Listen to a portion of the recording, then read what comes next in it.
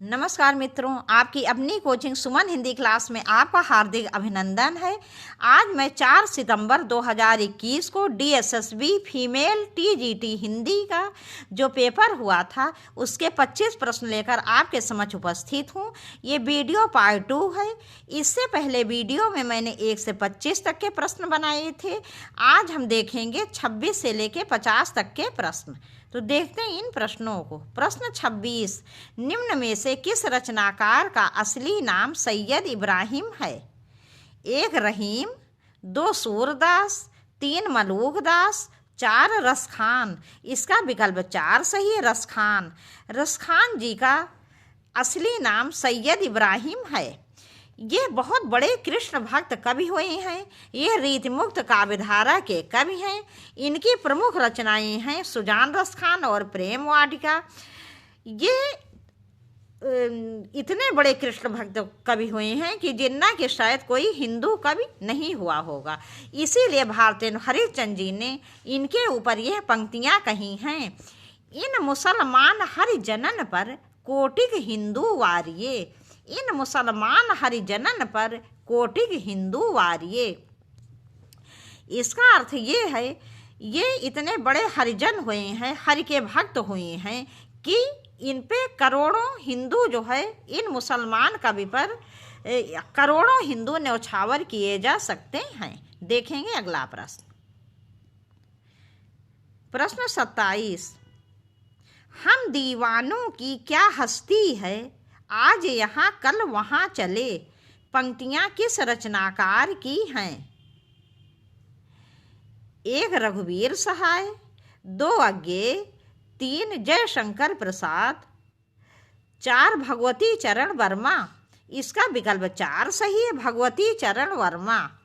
भगवती चरण वर्मा जी की कुछ प्रमुख रचनाएं इस प्रकार हैं। पतन, चित्रलेखा, 3 वर्ष, टेढ़े मेढ़े रास्ते, भूले बिसरे चित्र।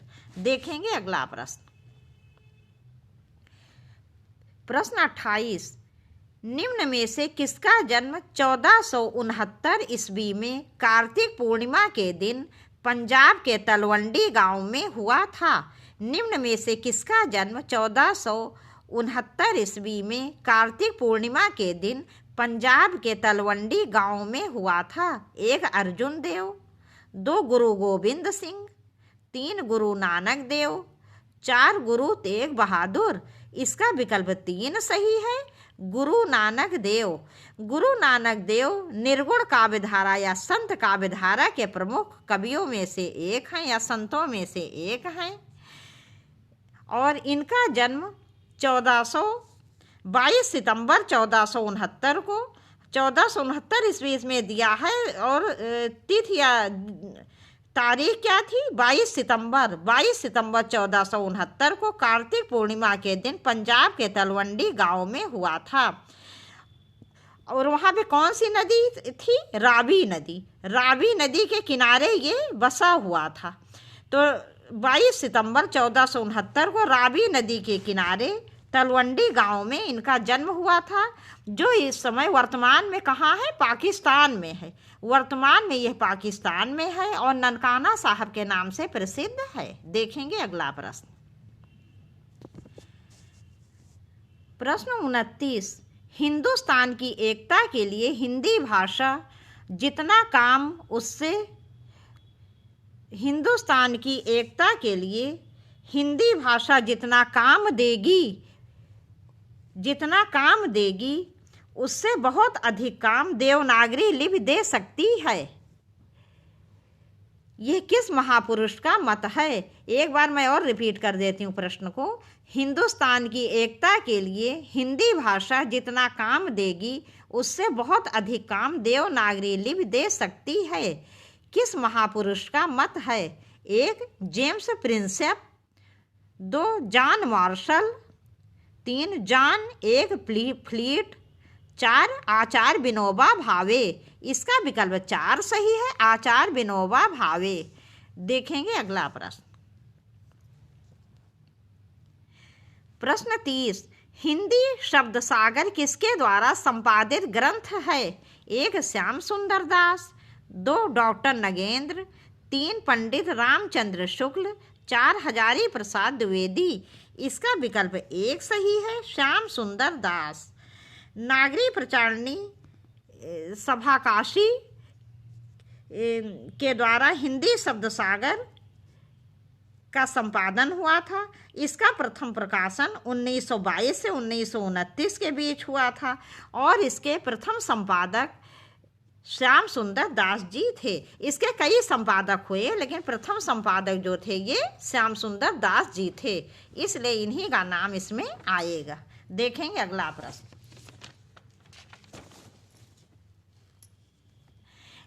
प्रश्न 31, ग्रीक वासियों ने भारत के लिए कौन सा शब्द प्रयुक्त किया?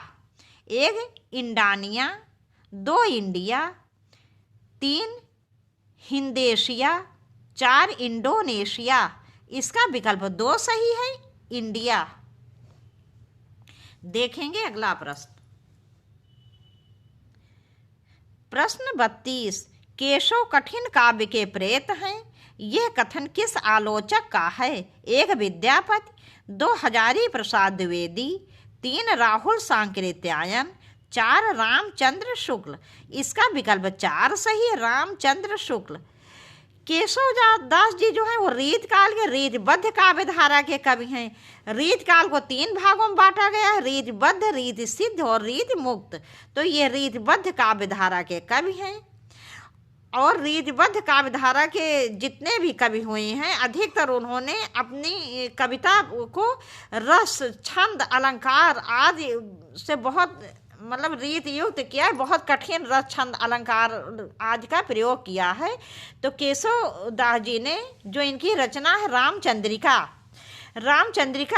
रामचंद्र जी के चरित्र पर आधारित है और उस पे इन्होंने जो रामचंद्रिका इनकी कविता है उसमें इन्होंने बहुत कठिन भाषा का प्रयोग किया है, बहुत कठिन रस, छंद, अलंकार आज उसमें सब भर दिए हैं।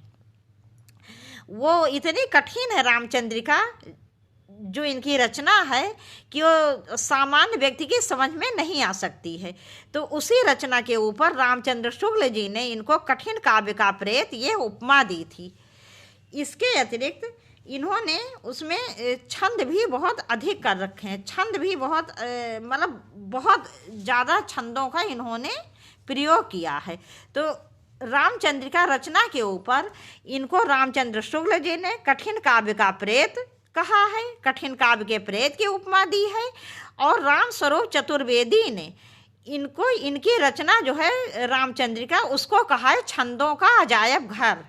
तो यदि आपसे प्रश्न पूछा जाए कि केशव कठिन काव्य के प्रेत है, ये कथन किस आलोचक का है, तो आपका उत्तर होगा रामचंद्र शुक्ल।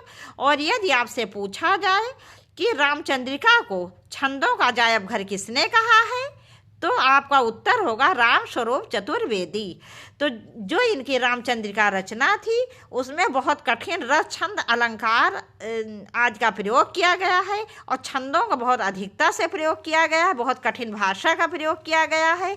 इसीलिए रामचंद्रिका रचना के ऊपर रामचंद्र शुक्ल जी ने इन्हें कठिन काव्य का प्रेत कहा है और रामस्वरूप चतुर्वेदी ने इनकी रचना रामचंद्रिका को छंदों का अजायब घर कहा है। देखेंगे अगला प्रश्न। प्रश्न 33, ब्रज भाषा ये को नहीं होगा, का होगा? ब्रज भाषा का केंद्रीय क्षेत्र कहाँ है? ब्रज भाषा का केंद्रीय क्षेत्र कहाँ है? 1 मगध, 2 द्वारिका, 3 मथुरा, 4 अयोध्या। इसका विकल्प 3 सही है, मथुरा। ब्रज भाषा पश्चिमी हिंदी की प्रमुख बोली है और जो कि शौरसेनी अपभ्रंश से जिसकी उत्पत्ति हुई है। इसकी उत्पत्ति हुई है शौरसेनी अपभ्रंश की पश्चिमी हिंदी से। पश्चिमी हिंदी की 5 बोलियां हैं। ब्रज भाषा बुंदेली, कन्नौजी, हरियाणवी जिसका उपनाम है बांगरू और कन्नौजी। तो इसकी 5 बोलियां हैं पश्चिमी हिंदी की, जिसमें से ब्रजभाषा जो है ये मुख्य है। तो ब्रजभाषा कितनी बोलियां? 5। ब्रजभाषा हो गई, खड़ी बोली हो गई, बुंदेली हो गई, कन्नौजी हो गई और हरियाणवी या बांगरू हो गई। ये 5 बोलियां हैं। जिनमें ब्रज भाषा का स्थान बहुत प्रमुख है। यह मध्यकाल की साहित्यिक भाषा रही है और इसका मुख्य केंद्र क्या है? मथुरा है। मथुरा इसका मुख्य केंद्र है। ये उत्तर प्रदेश के पश्चिमी भागों में बहुत अधिक बोली जाती है। मथुरा के अतिरिक्त ये अलीगढ़ हो गया, आगरा, हाथरस, फिरोजाबाद, इटावा, मैनपुरी, औरैया, तो यहाँ सब ये ब्रज भाषा का प्रयोग किया जाता है। रीतकाल के सभी कवियों ने ब्रज भाषा का प्रयोग किया है। इसके अतिरिक्त सूरदास जी जो हैं वो सबसे बड़े कृष्ण भक्त कवि हुए हैं, उन्होंने भी ब्रज भाषा का प्रयोग किया है। इसके अतिरिक्त तुलसीदास जी ने भी अवधी और ब्रज दोनों भाषाओं का प्रयोग अपनी रचनाओं में किया है। देखेंगे अगला प्रश्न।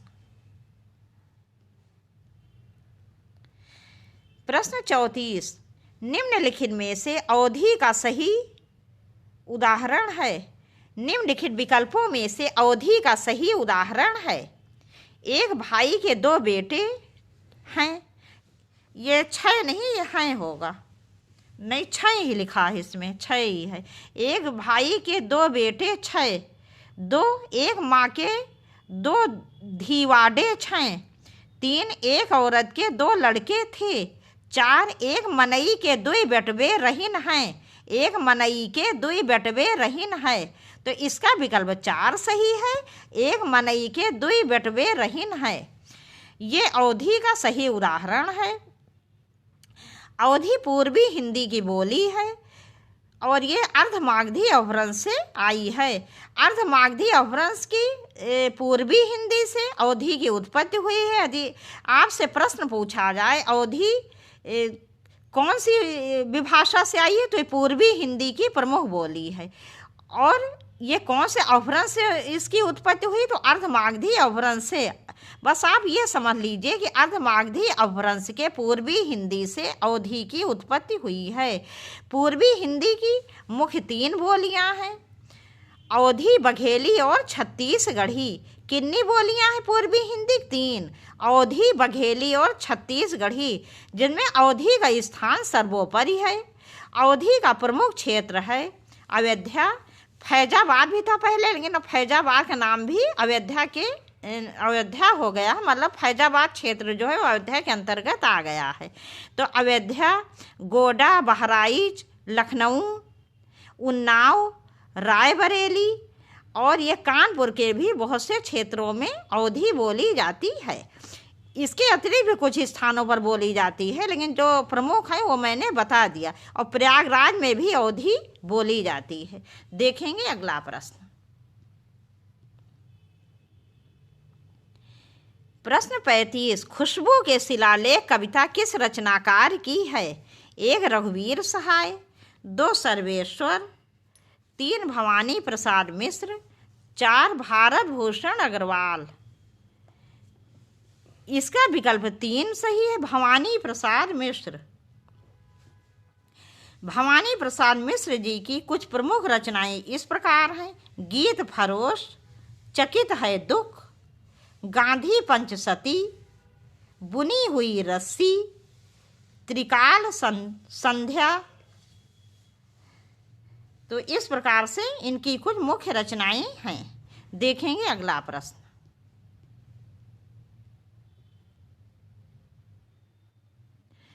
प्रश्न 36, नई कविता नाम का प्रचार किस रचनाकार ने किया? 1 अज्ञेय, 2 रागे राघव, 3 रामविलास शर्मा, 4 प्रताप नारायण मिश्र। इसका विकल्प 1 सही है, अज्ञेय। अज्ञेय जी जो है ये प्रयोगवाद के जनक माने जाते हैं। प्रयोगवाद या तार सप्तक के जनक माने जाते हैं, जो कि जिसका रचना काल था 1943 ईस्वी। 1943। इनका पूरा नाम है सच्चिदानंद हीरानंद वात्स्यायन अज्ञेय। अज्ञेय जी ने एक रेडियो संवाद में नई कविता नाम प्रयोग किया था, जो कि 1953 में नए पत्ते नामक रचना में, नए पत्ते जो इनकी रचना थी उसी में इन्होंने नई कविता का नाम दिया था। तो इस प्रकार से नई कविता नाम अज्ञेय जी द्वारा दिया गया नाम है। देखेंगे अगला प्रश्न। प्रश्न 37, महाराणा का महत्व किसकी रचना है? 1 नवीन जी, 2 केदारनाथ मिश्र, 3 जयशंकर प्रसाद, 4 माखनलाल चतुर्वेदी। इसका विकल्प 3 सही है, जयशंकर प्रसाद। महाराणा का महत्व, यह जयशंकर प्रसाद द्वारा रचित ये ऐतिहासिक काव्य ग्रंथ है। क्या है ये? ऐतिहासिक काव्य है। जैसा कि आपको नाम से ही पता चल रहा होगा, महाराणा का महत्व ऐतिहासिक ही होगा, तो यह इनके द्वारा रचित ऐतिहासिक काव्य है। इसमें इन्होंने मेवाड़ मुकुट महाराणा प्रताप जी की शौर्य गाथा का वर्णन किया है। देखेंगे अगला प्रश्न।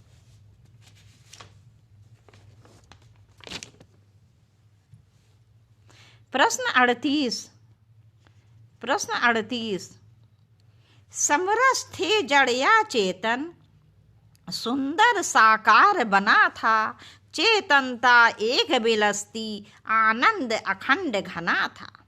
समरस थे जड़ या चेतन, सुंदर साकार बना था, चेतनता एक बिलसती, आनंद अखंड घना था। पंक्तियाँ किसकी हैं? 1 जयशंकर प्रसाद, 2 त्रिलोचन शास्त्री, 3 नंद दुलारे वाजपेयी, 4 आचार्य रामचंद्र शुक्ल।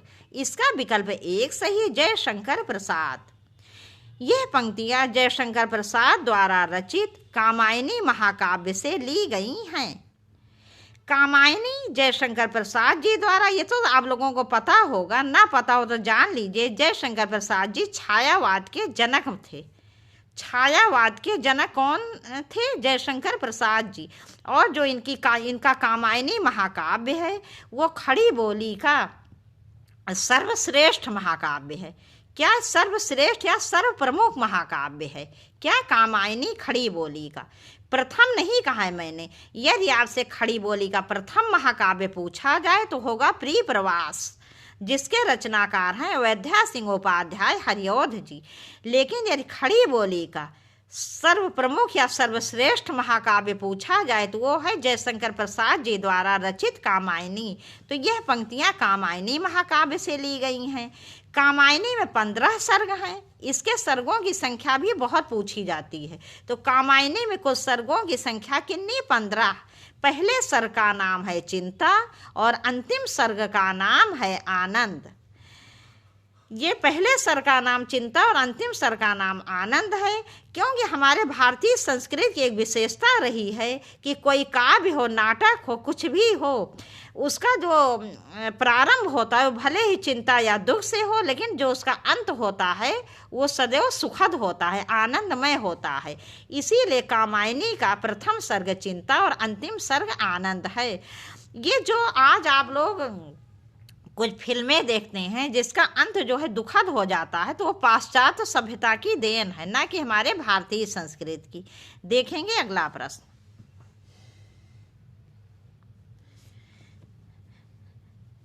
प्रश्न 39, नेपाली भाषा की लिपि क्या है? 1 देवनागरी, 2 कैथी, 3 गुरुमुखी, 4 चित्र लिपि। इसका विकल्प 1 सही है, देवनागरी। नेपाली भाषा की लिपि देवनागरी है। इससे तो आप सभी लोग परिचित ही होंगे कि हमारी हिंदी की लिपि भी देवनागरी है। देवनागरी का सबसे पहले प्रयोग कहाँ से मिला? तो ये जयभट्ट के शिलालेख में सबसे पहले गुजरात में मिला। कहाँ से मिला? जयभट्ट के शिलालेख में सबसे पहले गुजरात में। ये देवनागरी लिपि कहाँ से आई है? ये आई है ब्राह्मी लिपि से। देखेंगे अगला प्रश्न।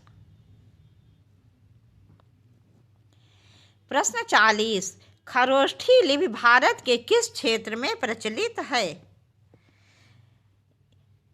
ए दक्षिणोत्तर क्षेत्र, 2 पश्चिमोत्तर क्षेत्र, 3 उत्तर क्षेत्र, 4 पूर्वोत्तर क्षेत्र। इसका विकल्प बी सही, पश्चिमोत्तर क्षेत्र। खरोष्ठी लिपि भारत के पश्चिमी क्षेत्र में प्रचलित है।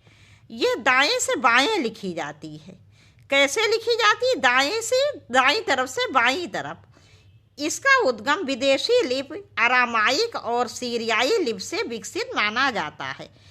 जैसे आपकी हिंदी कहाँ से आई है या देवनागरी लिपि, ये भारोपीय परिवार की भाषा है, भारोपीय क्षेत्र से मानी जाती है। लेकिन ये जो है आपकी खरोष्ठी लिपि, ये इसका उद्गम कहाँ से हुआ है? विदेशी लिपि अरामाइक और सीरियाई लिपि से माना जाता है। देखेंगे अगला प्रश्न। प्रश्न 41, या अनुरागी चित्त की गति समुझे नहीं कोई, ज्यों ज्यों बूढ़े श्याम रंग त्यों त्यों उज्ज्वल होए। मित्रों, ये उज्ज्वल शब्द आपके यहाँ वर्तनी में बहुत पूछा जाता है, मतलब किसी भी प्रतियोगी परीक्षा में बहुत ज़्यादा पूछा जाता है। उज्ज्वल में आप इस बात का ध्यान रखिएगा, इसमें दोनों जा आधे होंगे। जैसा ये उज्ज्वल लिखा है यही शुद्ध वर्तनी है इसकी। लोग पूछते हैं दो जा क्यों रहता है, तो उज्ज्वल क्या है? ये व्यंजन संधि है। जब आप उज्ज्वल को क्या करोगे, तोड़ दोगे तो क्या हो जाएगा? उत प्लस ज्वल, उत प्लस ज्वल। ता भी क्या होगा? नीचे हलंत लगेगा, तो ता क्या होगा? आधा होगा। तो ये ता जो है, ये जैसे ता क्या है? पहला वर्ण है, ता था दा धा ना, ता पहला है, तो पहला ता जो है आधा, ये तीसरे जा में बदल जाएगा। तो इसीलिए ये उज्ज्वल में दो आधे जा रहते हैं। तो उज्ज्वल वर्तनी में बहुत पूछा जाता है, ये इसी तरह से लिखा जाएगा। या अनुरागी चित्त की गति समुझे नहीं कोई, ज्यों ज्यों बूढ़े श्याम रंग त्यों त्यों उज्ज्वल होए। इस पंक्ति में कौन सा अलंकार है? 1 भ्रांतिमान, 2 उत्प्रेक्षा, 3 विरोधाभास, 4 उपमा। इसका विकल्प 3 सही, विरोधाभास। यहाँ पर विरोधाभास अलंकार है, जहाँ पर वास्तविक विरोध ना होने पर भी विरोध प्रतीत होता है, वहाँ पर विरोधाभास अलंकार होता है। माने विरोध होता ही नहीं, विरोध कुछ भी नहीं होता, केवल विरोध प्रतीत होता है, लगता है, हमें महसूस होता है, तो वहाँ पर विरोधाभास अलंकार होता है। जैसे उपर्युक्त पंक्तियों में है, या अनुरागी चित्त की गति समझे नहीं कोई। इस अनुरागी चित्त की गति समझ में नहीं आती है कि जैसे कोई चीज़ मान लो, जो जो बूढ़े श्याम रंग त्यों त्यों उज्जवल होए। जैसे कोई चीज़ है, जब वो काले रंग में कोई वस्तु जब डुबो दी जाती है तब उसका रंग कैसा हो जाता है? काला हो जाता है। लेकिन जो हमारा मन है, ये वो भगवान श्री कृष्ण के प्रेम में, भक्ति में जैसे जैसे डूबता है, जैसे भगवान श्री कृष्ण काले रंग के हैं, तो जैसे जैसे हृदय मन भगवान श्री कृष्ण के प्रेम में डूबता है वो और उज्ज्वल अर्थात पवित्र होता जाता है। तो यहाँ पर भी वास्तविक विरोध ना होने पर केवल विरोध का आभास हो रहा है, विरोध प्रतीत हो रहा है, इसलिए यहाँ पर विरोधाभास अलंकार है। देखेंगे अगला प्रश्न। प्रश्न 42, निम्न विकल्पों में से उस विकल्प का चयन कीजिए जो दिए गए शब्द का विलोम शब्द है। अपकीर्ति, 1 सुवर्ण, 2 अपयश, 3 उपचय, 4 सुकीर्ति। इसका विकल्प 4 सही, सुकीर्ति। देखिए मित्रों, यहाँ अपकीर्ति में कीर्ति मूल शब्द है, कीर्ति मूल शब्द है, और उपसर्ग क्या होते हैं? किसी शब्द के पहले लगकर। कभी कभी उस शब्द के अर्थ को बदल देते, माने विलोम शब्द बना देते हैं, कभी कभी एक नया शब्द बना देते हैं, और कभी कभी शब्द में विशेषता ला देते हैं। तो यहाँ पर क्या हो गया है? यहाँ कीर्ति मूल शब्द है, इसमें अप उपसर्ग लग गया है और इसका विलोम पूछा जा रहा है।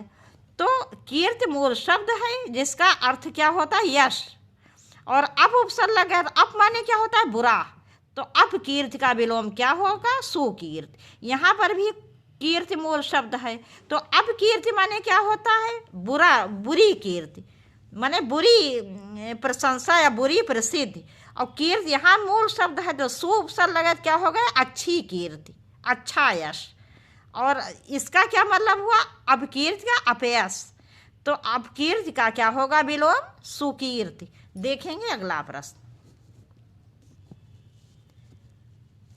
प्रश्न 43, नीचे दिए गए वाक्य के सही वाक्य भेद को पहचानिए। राम पढ़ रहा था परंतु रमेश सो रहा था। 1 सरल वाक्य, 2 संयुक्त वाक्य, 3 मिश्र वाक्य, 4 आज्ञावाचक वाक्य। इसका विकल्प 2 सही होगा। संयुक्त वाक्य, इसका विकल्प 2 सही। संयुक्त वाक्य, जहाँ दोनों उपवाक्यों के अपना स्वतंत्र अर्थ निकलता है वहाँ पर संयुक्त वाक्य होता है। तो राम पढ़ रहा था, इसका स्वतंत्र अर्थ निकल रहा है, माने कि राम पढ़ रहा था। परंतु रमेश सो रहा था, रमेश सो रहा था, इसका भी पूरा स्वतंत्र अर्थ जो है वो निकल रहा है। तो जहाँ दोनों उपवाक्यों के स्वतंत्र अर्थ निकलते हैं वहाँ पर संयुक्त वाक्य होता है। देखेंगे अगला प्रश्न। प्रश्न 44, वाक्य के अनुसार वाक्य भेद का सही विकल्प चुनें। मैंने आज घर की सफाई नहीं की। 1 निषेधवाचक वाक्य, 2 संदेहवाचक वाक्य, 3 संकेतवाचक वाक्य, 4 विधानवाचक वाक्य। इसका विकल्प 1 सही होगा। निषेधवाचक वाक्य, जहाँ नकारात्मकता का बोध होता है, कार्य के न होने का बोध होता है, वहाँ पर निषेधवाचक वाक्य होता है। देखेंगे अगला प्रश्न। प्रश्न 45, निम्न विकल्प का चयन कीजिए जो दिए गए समस्त पद के सही बहुब्रीहि समास का विकल्प है। श्वेतांबर, 1 श्वेत रूपी अंबर, 2 अंबर श्वेत, 3 अंबर श्वेत की तरह का, 4 श्वेत हैं अंबर जिसके अर्थात सरस्वती जी। इसका विकल्प 4 सही है। श्वेत है अंबर जिसके अर्थात सरस्वती जी। यहाँ अंबर का अर्थ जो है वो वस्त्र से दिया गया है। मतलब श्वेतांबर का क्या अर्थ है? श्वेत है अंबर जिसके, श्वेत हैं सफ़ेद हैं वस्त्र जिसके, अर्थात माँ सरस्वती। माँ सरस्वती कैसे वस्त्र धारण करती हैं? सफ़ेद वस्त्र धारण करती हैं। तो यहाँ पर बहुब्रीहि समास है। बहुब्रीहि समास वहाँ होता है जहाँ दोनों पदों का पूर्ण अर्थ ना निकल के एक तीसरा अर्थ निकलता है जो प्रधान या मुख्य होता है, वहाँ बहुब्रीहि समास होता है। और वो अधिकतर एक ही होते हैं। जहाँ पर बहुब्रीहि समास होगा वो एक ही होंगे। जैसे सरस्वती माँ एक ही हैं। जैसे गजानन, गज के समान आनन या मुख है जिसके, अर्थात गणेश जी। दशानन, 10 हैं आनंद जिसके, अर्थात रावण। मतलब जो सिर्फ एक ही होंगे या एक ही होगा चाहे, तो वो हमेशा जो है वो बहुब्रीहि समास के अंतर्गत आएगा। जैसे पतझड़, पत्ते गिरते हैं जिसमें एक विशेष ऋतु जो एक ही होती है, पतझड़। तो जो सिर्फ एक ही होगा उसकी तरह कोई दूसरा नहीं होगा, वो सदैव बहुब्रीहि समास में आता है। यह जिसका दोनों पदों का अर्थ ना निकल के एक तीसरा अर्थ निकलता है वहाँ बहुब्रीहि समास होता है। और मित्रों एक बात का ध्यान रखिएगा, जो बहुब्रीहि समास होता है वह योग रूढ़ शब्द भी होता है। जो बहुब्रीहि समास होता है वो योग रूढ़ शब्द भी होता है। जैसे रचना के आधार पर शब्द के कितने भेद होते हैं? 3। रूढ़ शब्द वह होता है जिनके टुकड़े करने पर कोई भी सार्थक अर्थ नहीं निकलता। जैसे पर चल, पर चल, जैसे पा प्लस रा पर, दोनों अगर आपने इसको तोड़ दिया, पारा को अलग कर दिया, इसका कोई भी अर्थ नहीं निकलेगा। जैसे चल, चा प्लस ला, अगर आपने चल शब्द को तोड़ दिया तो चा प्लस ला, न चा का कोई अर्थ निकलेगा न ला का। तो ऐसे शब्दों को रूढ़ शब्द कहते हैं। यौगिक शब्द वह होते हैं जिनको तोड़ने पर, जिनको अलग करने पर दोनों पदों का कोई न कोई सार्थक अर्थ निकलता है। जैसे हिमालय, हिम प्लस आलय, हिम का अर्थ हो गया बर्फ और आलय का अर्थ हो गया घर, बर्फ का घर। लेकिन बहुब्रीहि समास जो होता है, मतलब योग रूढ़ शब्द जो होता है, जैसे दशानन, ये क्या होगा? योग रूढ़ शब्द, जहाँ दोनों पदों का अर्थ ना निकल के एक तीसरा अर्थ निकलता है जो मुख्य प्रधान होता है, वो योग रूढ़ शब्द कहलाता है। और बहुब्रीहि समास भी यही है। कहने का ये है, चाहे आपसे योग रूढ़ शब्द पूछा जाए चाहे बहुब्रीहि समास पूछा जाए, दोनों एक ही होते हैं। इनमें दोनों में कोई अंतर नहीं होता। देखेंगे अगला प्रश्न। प्रश्न 46, निम्न विकल्पों में से उस विकल्प का चयन कीजिए। ये उसे नहीं होगा, उस होगा, ये टाइपिंग की मिस्टेक है। उस विकल्प का चयन कीजिए जो दिए गए शब्द युग्म के सही अर्थ वाला विकल्प है। खादी खादी, खादी खादी, 1 खाना उर्वरक, 2 किनारा गर्भ, 3 कवच कटीला, 4 चाबुक नया, इसका विकल्प 3 सही है। कवच कटीला। देखेंगे अगला प्रश्न।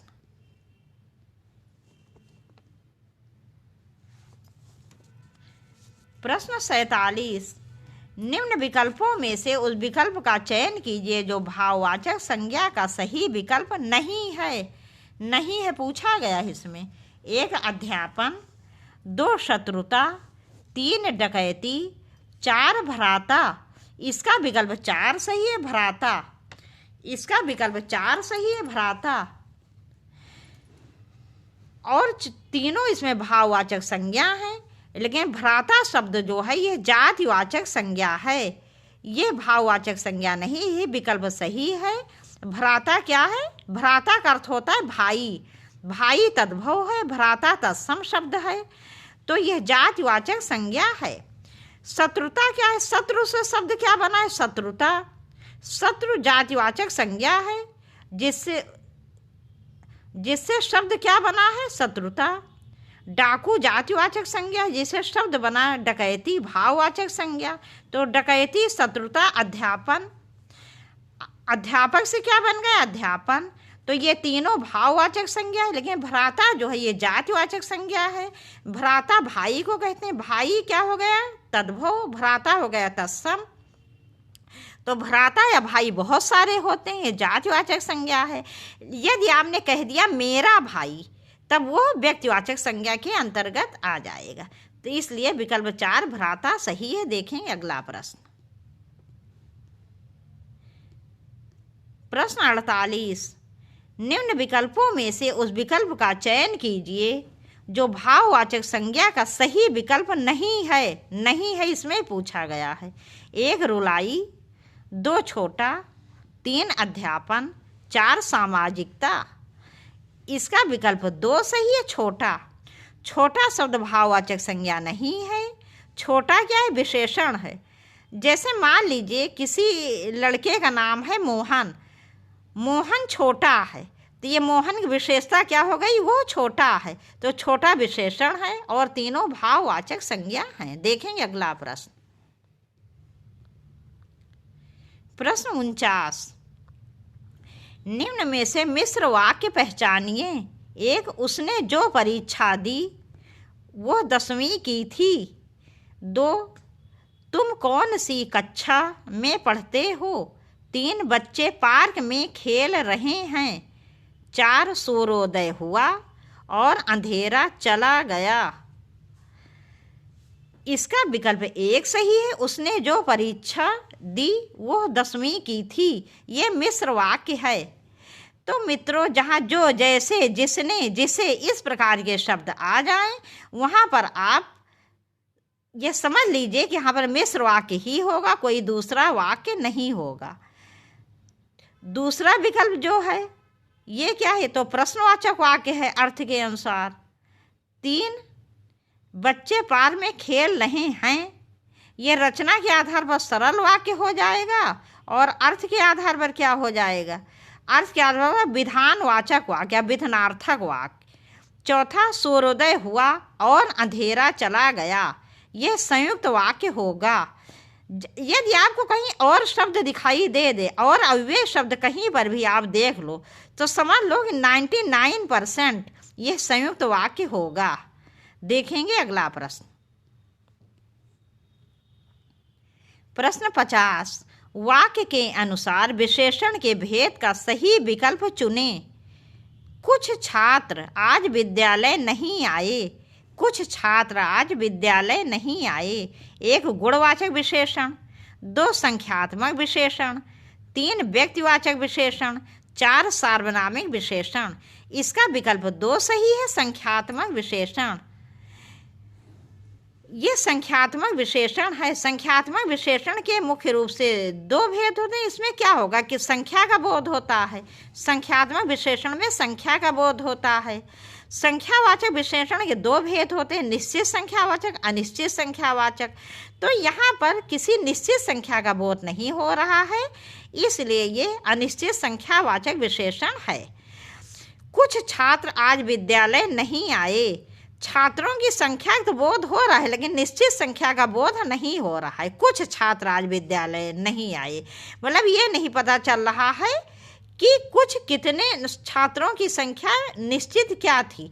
तो ये अनिश्चित संख्यावाचक विशेषण है। मित्रों, यहीं पर ये वीडियो समाप्त कर रहे हैं।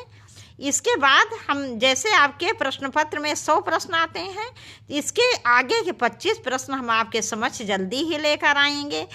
और प्लीज़ यदि आपको वीडियो पसंद आया हो, थोड़ा भी पसंद आया हो, तो वीडियो ज़्यादा से ज़्यादा शेयर करिए। और यदि आपने चैनल को सब्सक्राइब न किया हो तो प्लीज़ सब्सक्राइब करिए, लाइक करिए। और यदि पसंद ना आए तो डिसलाइक भी आप कर सकते हैं, लेकिन कमेंट में लिखिए ज़रूर कि आपने डिसलाइक क्यों किया। तो आपसे जल्दी ही मिलेंगे इसके आगे 25 प्रश्नों के साथ। नमस्कार।